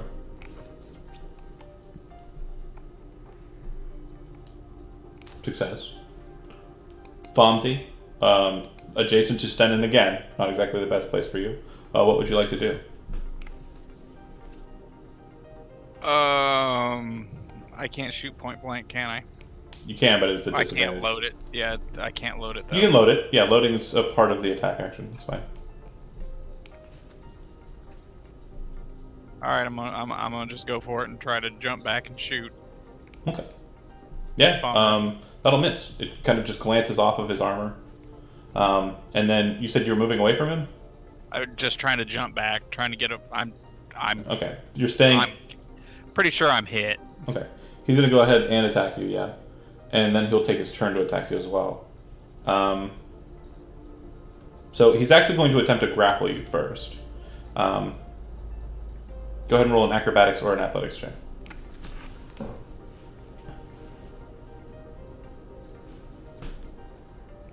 Grabs you by your throat and just lifts you 7 to 8 feet in the air.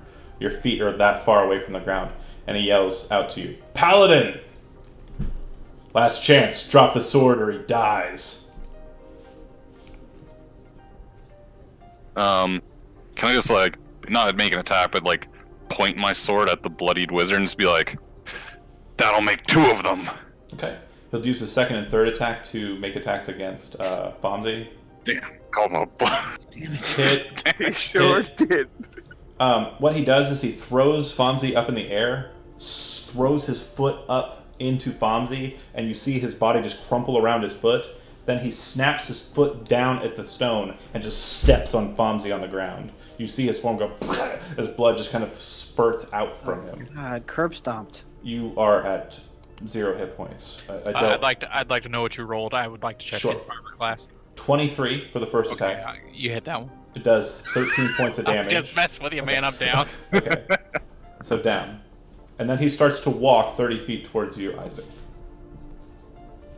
Eslo, not exactly enjoying his position, will cast a spell. It appears he's casting this a strange necrotic spell, from what you can tell. And it seems like his form starts to swell up with health. It seems like the necrotic energy starts to kind of fill in where the wounds that you cut into him were placed. If you'd like, you can roll a religion check. 9. You're not sure, but it's definitely evil necrotic magic. Probably Meridian. Probably some Oh. evil. You're pretty sure he is a Meridian for sure.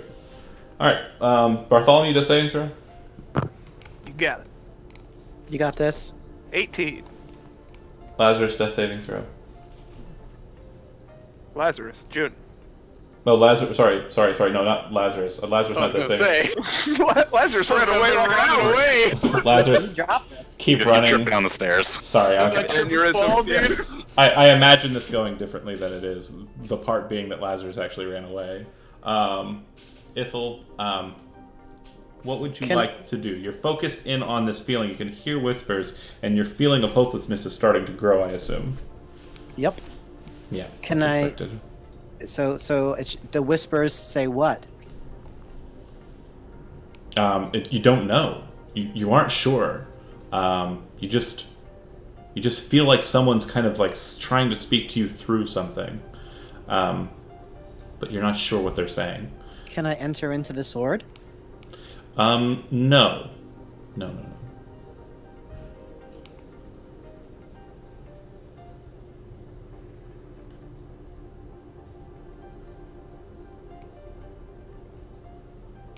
So it just so I have it right. I mean, I'm assuming as a player you're mentally giving up. Is that right? So I guess giving up maybe is a little too strong. I don't want my friends to die, But you don't know what to do. but I don't exactly know what to do. I will sacrifice myself again to save them if I can. I'm not sure that's giving up so much as being more like, Okay. you know what I mean? It's a Yeah. different, it's not exactly giving up. Okay. Do you want to help Isaac still?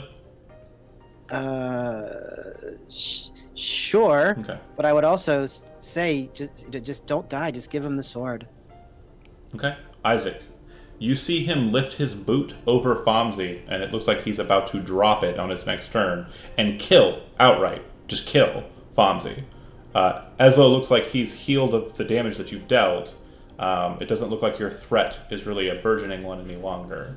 It looks like Stenin, if he isn't distracted or interrupted, will kill Vamsi. How far away is he from me? He moved towards you with Vamsi in hand. Actually, no, I said... I'm underfoot, buddy. Yeah, I said he walked away. No. Yeah. You did. You said that he walked did away. walk You 30 said he... feet away. How far Asked away is me. he, Jeremy? It's like 80 feet, right? What? Stenin is still 80 feet away from Isaac, who was It was next like to Eslo. 60, I think. Should be 80-ish, yeah. Yep. That far away, Isaac. Fine.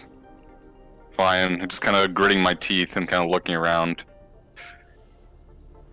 Can't like starts sacrificing lives. He's not over me, just so we're clear. He's walked away. So Yeah. him having his foot over me is not what happened. Right. He walked away He from did me. walk away. He did walk closer to you. I did say that. I'm sorry. So I am on the ground. He's actually 60 feet closer to you, and he's not threatening to kill Vamsi. I apologize. My head did a thing wrong. He's just walking closer to you. If you want to fight Eslo, you can.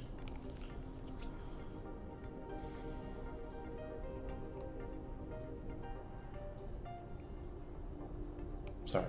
Bit of a mix-up. I probably should have had a map, but I wanted it to go quicker. I wanted this to go smoothly. I wasn't expecting as many arguments about what I was saying to be the truth. I should have known better. Jeremy's playing in this game. He's an asshole. Eat a dick. Isaac, are you there? Steve, it looks like he's froze. I think he's frozen. Yeah, he hasn't Oh, hell. He's just not blinking. I think I thought he was just under a lot of pressure. Right. What do I do? Guy So- completely froze over. So much pressure he can't move. Yeah. I mean, it is getting cold up here now. Yeah, freezingly so.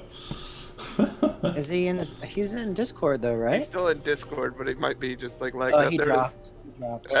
Okay, well, from the sounds of it, just based on what he was saying, it sounded like he was trying to surrender the sword to save the lives of his friends. Is that what I heard? Am I crazy? That's what I heard, but I want the others to weigh in on that too. Okay. Is that what everybody assumed was going on with what he said? He seemed awful conflicted. Yeah, I went to go get a drink yeah, of water, so I didn't hear Going back anything. and forth. I'm dead, so I stopped paying attention.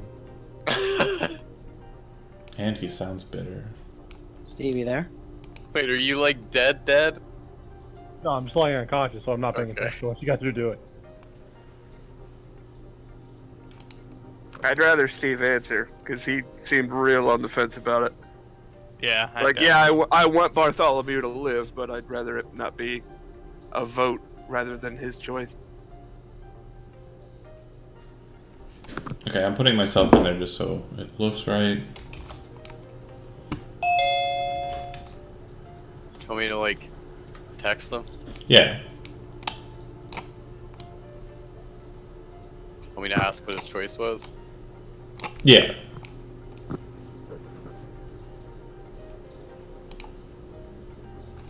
The suspense is killing. Also, says that asshole that teleported beat me to death.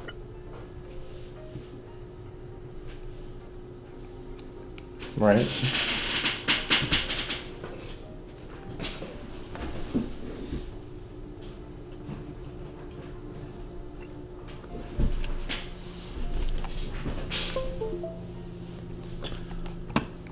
Oh, goodness gracious.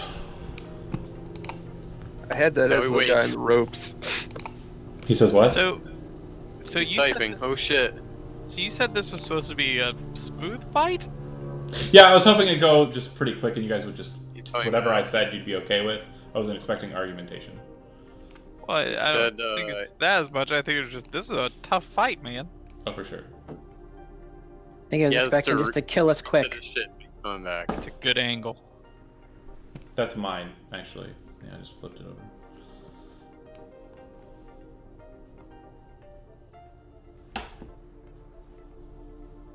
So yeah, I guess just there he is. Oh, Oh. You coming back in? Well, there he is. that was weird. Everything just started like freezing up and shutting down like one after the other until eventually my computer just reset itself. Interesting. Okay, log back into Zoom. And then when you're back in and once you're ready, just tell me what you were saying before you got cut. Oh, so how many people are down? Is everyone down except for Ghost John, Ithel and myself? Bartholomew, And Lazarus is Fonzie. nowhere to be seen. Lazarus escaped. He ran away. And Ghost Ithel and you are the only ones Everyone standing. you can see is either an enemy, a ghost, or dying.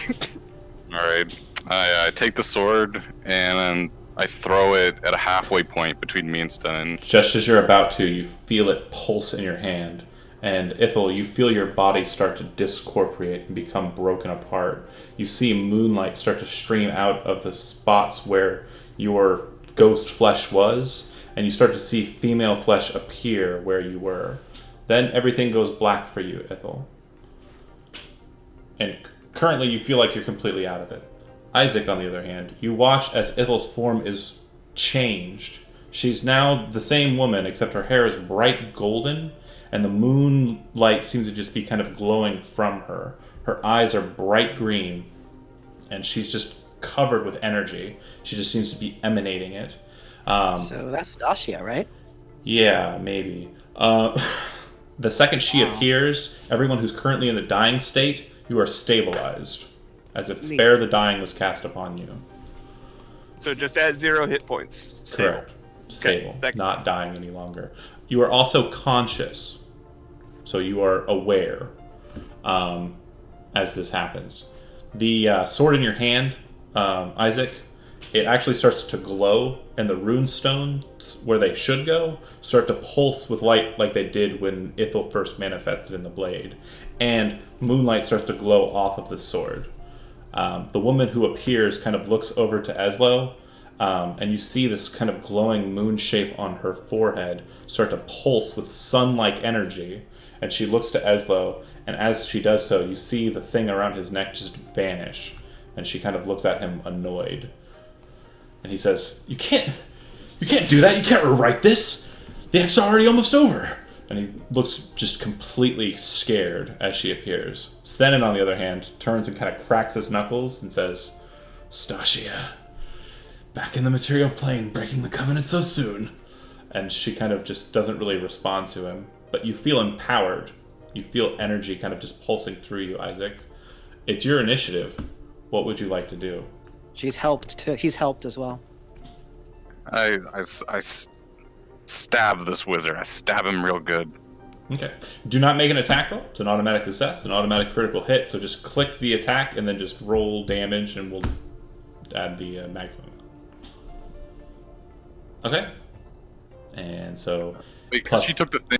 Do I feel Atavius' kind of radiance again? Like, do I feel... You don't feel Davius' radiance. Oh. What you now feel is this kind of moon energy pulsing through you. You feel like the sword that you're swinging with is kind of pulsing with this light, white light as you're cutting into Eslo. Do you think I could channel that moonlight into a smite? Yes. Alright, let's do it. Second level smite. Moon smite. Give it to me. What is smites are? It's 2d8 and additional d8 Per first. level spent, yeah, extra level. 3. This is technically a quote-unquote demon, so you can go ahead and roll an additional one as well. So another 12. Okay. Yeah, you impale him, and he kind of starts to weakly kind of fall to the ground and says, "This can't be," and kind of drops to his knee.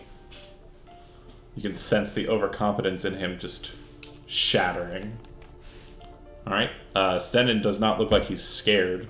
And as he kind of looks over in that direction, stabilized, still running away. But Lazarus, you hear this kind of like glowing sound from up in the arena, and as you're kind of moving towards the lifeboat, you look back, and this bright light is kind of emanating from the arena. You're not sure what it is. Still running. Yeah! Okay. Get the fuck out of here! On Stasia's turn, you see her kind of looking like just coldly from Eslo to Stenin, and as she does so, like energy kind of drifts from that moon pattern on her face. The moonlight above you turns into sacred flames and just start raining down around Stenin, hitting the ground like hundreds and dozens of them, pulsing and slamming into the earth around Stenin. He seems confused and disoriented, trying to dodge them, but being hit mostly by them, and kind of backs away afterwards, like bloodied and bruised, looking at you and says, "Where the hell are you drawing your magic from? This is impossible." And Eslo, with his dying breath, says, "She's a god. She doesn't care about our rules." And he just falls back, completely out.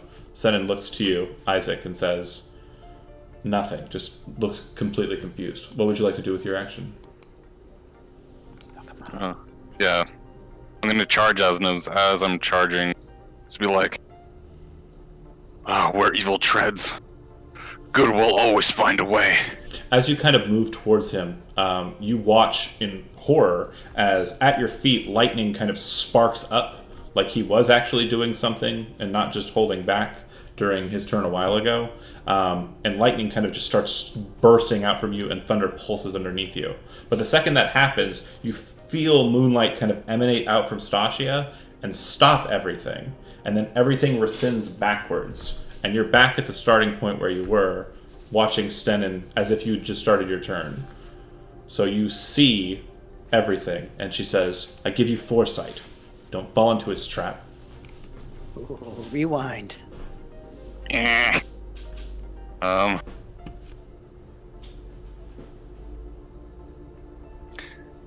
Oh, so it's like my turn again, like it rewinded? Mm-hmm. Question: That's awesome. Yeah. did Eslo die, or is he just?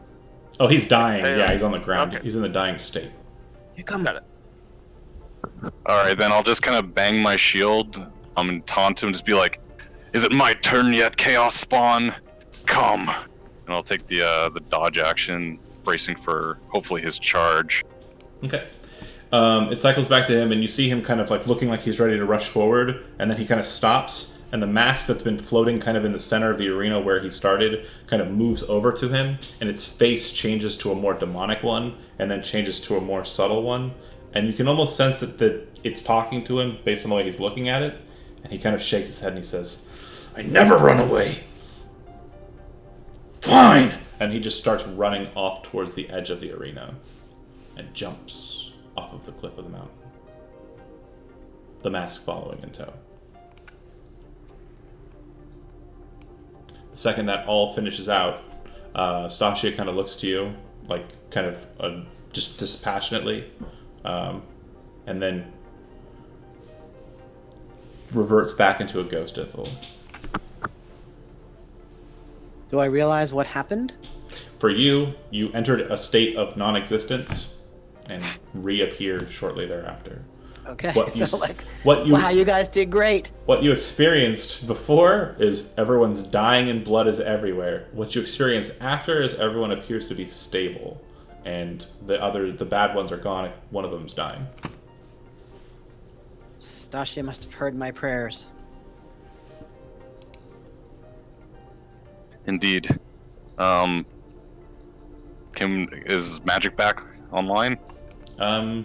Doesn't appear to be right away. No. Shit. I was gonna say I want to just start healing, get these guys up on their feet. Okay, Lazarus, you kind of are making your way to the lifeboat, and you get to it, and you see maybe 20 feet ahead of you a large figure slam into the stone, and then kind of move towards the edge of that cliff and jump off of it as well. You're pretty sure that was the big knight that you saw up on the hilltop, jumping off of the mountain. Sweet Jesus. I could keep going for the lifeboat. Okay. Yeah, that was something. All right, you get on the lifeboat and you head back up to the ship.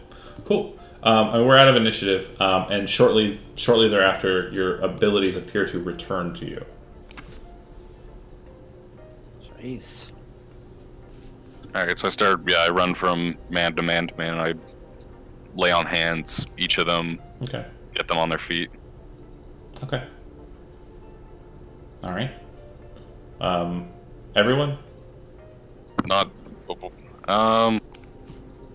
I could do some healing as well. Well, like my allies. Okay. So in the Wizards. time that it takes for you to do that, it looks like Eslo expires. I was gonna say is I wanted to know if he was like bleeding out, dying, or if he was just like out cold, dying. Bleeding out, dying. Shit. I was considering keeping him alive, but I actually don't think Isaac would. It's a painful goodbye, but it's a goodbye nonetheless. Hey, he has tentacle rod on him. That's some does. loot right there. He does have a tentacle Really? rod on him. Okay. Everybody's basically returned to life by lay on hands from Isaac. Yeah. Do what you want. I'd like to check out the spellcaster, see if he has any books, spells, No books. scrolls. He has a rod that has weird rubbery tentacles at the end of it, a ring, a cloak, a wand. Sorry, he does have a wand. And that's it. Would we be able to suss out the kind of thing that he did to make us not be able to use magic? You can make another. Well, you haven't actually had a I chance haven't to. made any checks, yeah. Yeah, you can make an Arcana check if you're trained in it. I am not. Then you'd have no idea. Okay. So a ring, a cloak, a wand, and a tentacle rod. Has somebody got that? Yep. I do. There's a I'll dead. take it. There's a dead dragon. No, I mean inventory. Are we doing a group inventory, or are we just gonna, what are we doing here with it? Ring, rod of tentacles. Something else? Wand, This and Ring, cloak cloak. seemed rather potent as well. Rod, wand. Ring, cloak, Didn't he have a bunch of wand. potions on him? Yeah, it does have a bunch of potions on him. Do you want to try them? Bartholomew likes those. Does he? I'm sure he does. All right. If you want to drink one, you can. He makes What his are my own, options? he makes his own shit. So they look like they're mostly in kind of like gourds, for the most part. There are a couple of vials on his belt, but mostly gourds. Yeah, if you open up and check inside, the contents are mostly just like foul-smelling, dark-colored liquids. Foul and dark. Does it smell familiar at all? Anything like that? You think you remember one time when your father like took a massive shit in the outhouse and it stank up even the whole house, even though it's a separate structure. I'm gonna hold on to these gourds. John- if I'm able to. And If Ithel consumes the Rod of Tentacles, would she be able to use that as an attack? so it's specifically for weapons. Hold on. It isn't for weapons, though. I know, I understand. It's specifically for like magical items too, but those apply to tentacle rod. For some reason, isn't showing. Siphoning the mystical properties of a magical item. Okay. I'll click it. Yeah.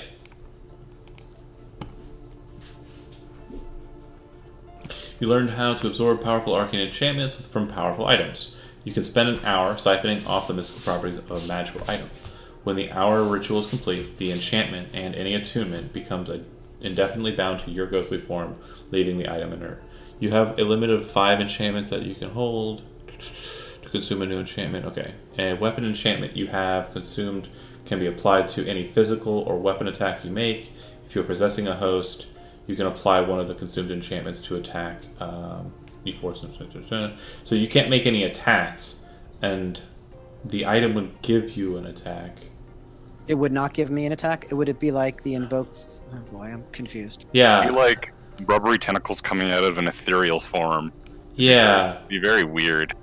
I mean, I think that works because the magic item gives you the attack.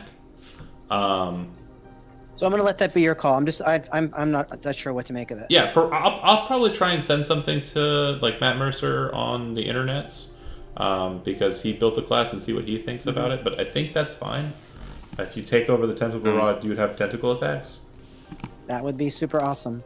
I would also do like to point out that we had several mage types who were pretty helpless when this thing is, but a tentacle rod could be like a physical attack if they In ever other were words, in a... give it to our wizard. You mean? Yeah, just so they have like another option Sure. when their cantrips don't work. There's also a wand too. Heaven, you look Yeah. so bummed. Wand too. Sorry. So okay, man. So just to play devil's advocate, I don't have any real attacks either. So, but that's cool. Whatever No, you no, want, I'm just want to do. putting it all out there. Yeah, You guys we make can the try. decision. It's a wizard thing. And You also guys make the just decision. as an aside, our wizard ran away. Not both of them. I probably still would have ran Um, away had I had the tentacle rod. Just throwing to that be- out there. Totally honest, I'm more interested in the wand than the tentacle rod. So if you want that one, you're more than happy to have it. Eating the items does not give the spirit attacks. He can apply the power of the attack even to non-magical items Oh, okay. the possessed What does that can mean? use. Well, no. So if Go ahead. if you're inside the cleric and he swings with just a regular longsword, you can apply the attack you absorbed from a different item to his longsword when you force him to make an attack as your action. Okay. Okay. Yeah, well, I'll definitely do more research into it. It sounds like that's also accurate too, because it says it's giving them an attack, but specifically the ghost portion says you No, don't. it's the second paragraph. A weapon enchantment you have. No, it's not. It's not a weapon though. It's not a weapon. It's a rod that gives you a special attack, not an attack you normally make. The rod attacks, not you. Yeah, the rod attacks at a +9 bonus. It's a way better attacker than any of you guys. I have a +9. Well, it's a way better it's attacker awesome. than any of you guys, not that guy, because he's way cool. Is what I meant. How many of those diarrhea gourds did Bartholomew get a hold of? 10. Too many.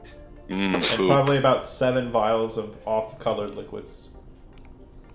10 gourds, 7 vials. hmm And then the ring, the wand, the cloak, and the other thing I said. Rod of tentacles. Yeah, rod. I'll, wand. can I look Cloak at the ring. cloak? Yeah, I mean, if you guys are spending some time, so I'm assuming you guys are wanting to check these out right now. It's gonna, if you want to, it's an hour-long process unless you cast a spell to figure it out. If it's gonna be a little while, I'm gonna go ahead and also cast Prayer of Healing. Okay, Use 2 key points. sounds good. So everybody gets 12 hit points back. I don't get know how any. many we got from. What? I don't recall how many we got from Isaac. I think it was just 1 each to get us on our feet. Yeah, probably. I'm So- stingy. No, that's fine. I was just making sure. So everybody should be at 13 then. Yeah, And so, just to be clear, I don't get the benefit of any of that kind of healing, right? why not? Because I thought that was one of the things If in my it, ghostly form. if it says, Um, like, undead, yeah. Hold on. Go ahead and read your thing. Yeah, I know I can't lay on hands a ghost. Patrick Swayze did. Yeah, it doesn't affect undead or construct, so yeah, I don't think it would. Sorry.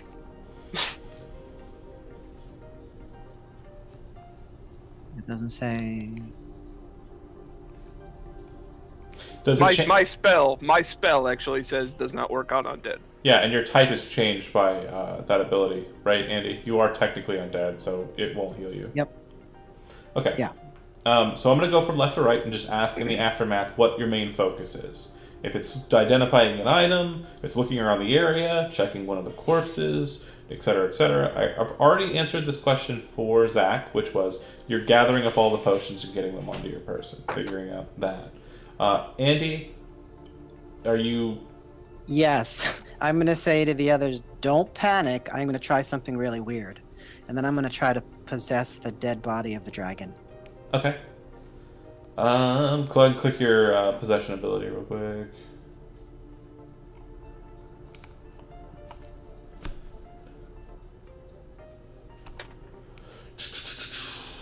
Yeah.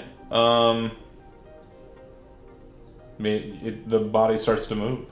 I'm gonna try to stand up, You manage it. and I'm gonna look at the others, and then I'm just gonna sit back down again. Okay. I just wanted to try it. When you get up and kind of move around, you kind of have like a different vantage point visually, and you start to realize that there's kind of like a outward path, like a spiral that goes inwards in the center. That's kind of patterned out, but very lightly on the stone. It looks like it kind of leads out to a rock outcropping, but when you look over there, it looks like it's just a big wall of rock. Do I feel like I can fly? Yeah. Do I feel like I have a breath weapon? Yeah, you can use the movement Holy shit. of the creature. Yeah, but well, no, the breath weapon, no. Okay. I don't think so. I'm thinking Game of Thrones. And you only have it for 1 minute. You gotta be quick if you're gonna do a Quick survey. minute. Fuck up the wall! I'm gonna. I'll exit the creature. Okay. Yeah, just it actually disintegrates. It becomes nothing more than its dragon bones. Gotta load that back on the ship and preserve it for later. He says as he walks back up onto the arena area. I've been here the whole time. I'm very brave. The brave Sir Robin. Yo, that'd be such a power move. So, anyways, I was going left to right. I started with Andy. Andy's done what he's done. Steve, what is Isaac doing? Praying to Jesus. Okay. John, what is John doing? Finding the entrance to the horde. Okay. So, make an investigation check. I would have told them about the spirally. Oh, okay. So you'd have advantage because you would basically are assisted by Ithel. It would seem that the rock facing present, when you look at it, it does appear that there are certain markings, and you very quickly find what appears to be kind of a very large kind of opening, almost large enough for a dragon's claw to reach in and kind of pull. You're pretty sure if you climbed up in there and got inside, you could use your feet and legs and arms to pull the handle, and you assume it's some sort of mechanism that opens a door. I do it. Okay. Sure enough, the stone facade kind of drops away, and there's a very large opening that could fit a huge-sized dragon into it that leads into the cave proper.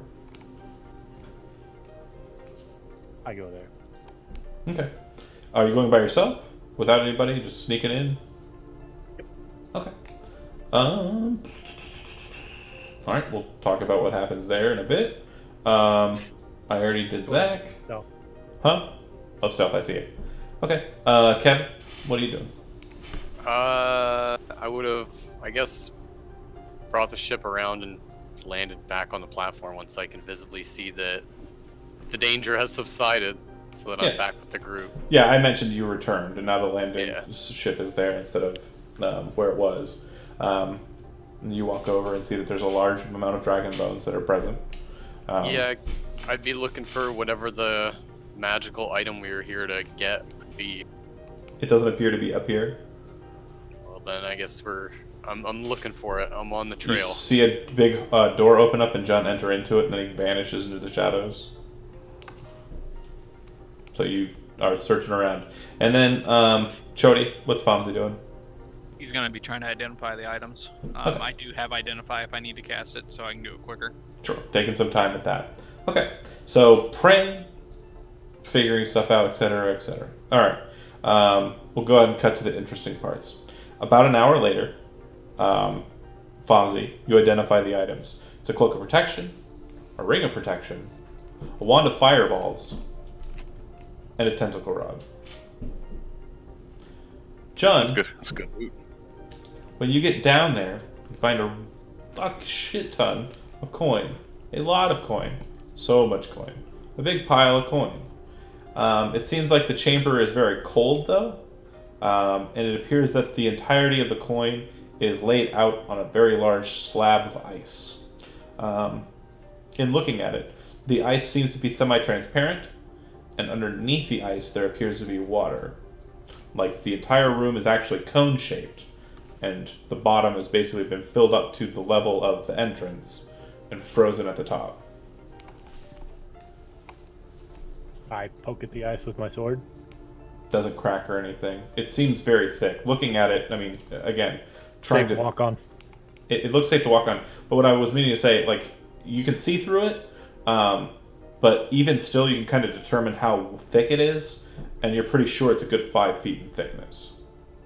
Yep. I'm gonna start scooping up all the best coin I can find, Okay. and just looking for other items of note. Okay. So there are a total of 10 items that kind of stand out to you. And then there's the coin, which I would say it's mostly gold. But if you're pecking out like the specific coin that's good, you'd find somewhere around 73 platinum.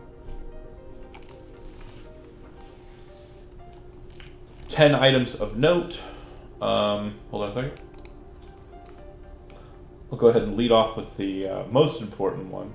There appears to be a short sword that looks like it's a straight blade with a single-bladed edge. It has very pattern-welded looking blade that's kind of distinctly ornate in its design, and the handle appears to be just very simplistic black leather bound around the hilt of the weapon. Something about it just feels kind of potent. You're not sure why. It just feels important. Let's see. I'm gonna say roll some dice for me, Jeremy. And the dice I want you to roll are D100s. I want a total of 9 of them, please. Kaboom! And I'm going to ask you the results in order here in a second once I get to my page here. I'm trying to get the dice roll to open it. Won't.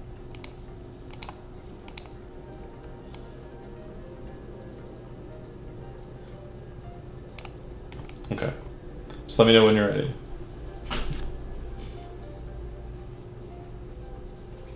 Rolling. Okay. First one, please. 36. Okay. You find a vial of kind of a greenish brownish colored liquid. Okay. Go again. Next one. 5. You find another bottle. It has a bright reddish colored liquid. The markings on top of it and the seal of it appear to be Jernarin. It looks like there are holy symbols on the top as well. Next one. 86. Then you find a cloak that appears to be made out of the hide of some sort of aquatic, blue-skinned aquatic animal. Looks like it's got a hood and, kind of like a pretty decent cloak. The material feels like a really sturdy leather, but it's not as heavy. All right. That's what, the third one, right? Correct. 4 is a 1. Another one of those potions, or bottles that have the holy symbols on them. And then this is the fifth one. Go ahead. 75. All right. You find a bag that seems to be filled with this dust. Looks like sand, really. And it kind of has a very, dry smell to it. All right. Now, go ahead with number 6. It's 12. You find another one of those bottles with holy symbols on them, but this one appears to have a more bright, vivid red. Okay. Number 7. 46. You find another potion. This one appears to have kind of a dark blue liquid in it that seems to kind of have the cap on it. It has a capper on it. Appears to be a fist made out of kind of like an azure colored stone. Lapis lazuli, probably, or something like that. And last but not least, number 8. There were 9 total. Yeah, this is 64 and then Oh. 15. Sorry, 8. You said, what was it? 6-4. 6-4. You're right, there's 9 total. 6-4. Appears to be a rapier. Very fine, ornate looking patterning to it. And it has strange runes in Elvish on it. Do you speak Elvish? No? I do. Oh, you do? It says it's the Elvish word for warning.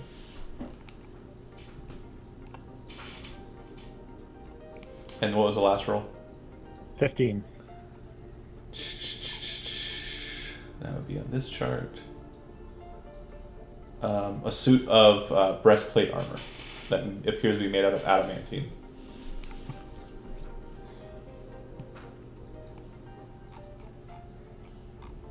Okay. I'm assuming you guys are just going to go right into identifying them, so I'll go ahead and notate them. That was 2 potions of greater healing, 1 potion of animal friendship, 1 pack of dust of dryness, and let's see, a cloak of the manta ray. What else was there? Oh, potion of superior healing. And a potion of frost giant strength. And a weapon of warning, rapier. And what was the last one? Adamantium breastplate. Adamantium breastplate. That was hard. Okay.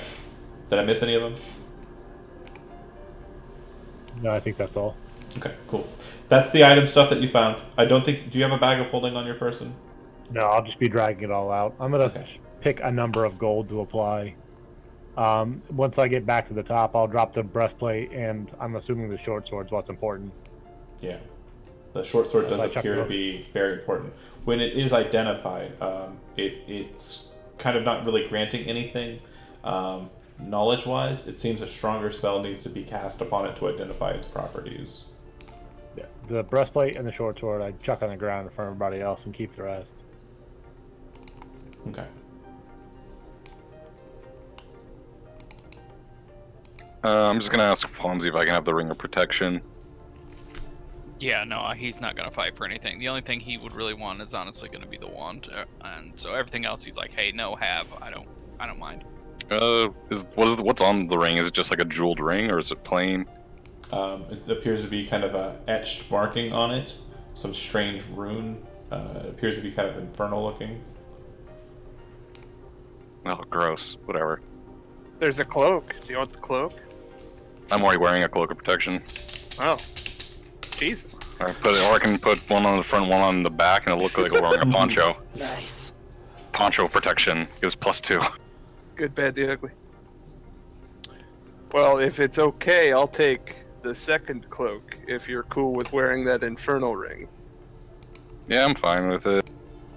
If I can make, even if it's an evil in origin, if I use it to do good, yeah, it's all good. Does a cloak of protection, John, affect my unarmored defense? Yeah, it's +1 AC, +1 to saving throws. Yeah. Like it doesn't take away from my unarmored defense counting No. as armor, right? No. Okay. It's just a plus. Right. Okay. I won't go ahead and give out the experience at the end here. I will note though. I just want to kind of, for everyone at home, or mostly myself, the plan is to kind of get the Dragon Horde onto the ship and then continue your flight to the city of Dragons. Right. Yeah. Did we locate the power source or the thing It's we were the actually here to short get? sword, Okay. which your identify spell, Fonzie, tells you if you're casting it again. I mean, again, there's a lot of identifies. I'll do whatever I can. I don't know how many you'd actually be able to get with this, but the point is once you figure out it's not going to be identified by the identify spell. Its title is given to you with that spell, and that's all. And as I mentioned, it's Mythorge is what it was called. That's the short sword. Yep. I share everything with the group. I don't keep anything. Okay. When I'm doing it though, I talk too much with them. Whenever I'm identifying things, kind of like teaching again. I Right. get really excited about it. The you're able to get everything up. I'll get you the exact count of gold, minus the platinum, before next session. And you guys get back on your boat and head off that way after seeing the grace of Was a goddess on the material plane. Bartholomew able to line any of that gold into his pockets, or no? There's a big pile of it, so it's up to you guys. That'll be determined in character probably next session. It'll probably be a, Say, I have a bag of holding. I could literally just go in there and yeah, scoop. or just get like a wheelbarrow and just drag it over to the ship, rise it up. and Yeah. I dump like it in a wheelbarrow hole. idea. It's funnier. All right. How much can this ship hold, dude? We can Scrooge McDuck in the bow of our ship. Just I'm gonna kill the stream. Money room. I'm gonna go ahead and kill the stream.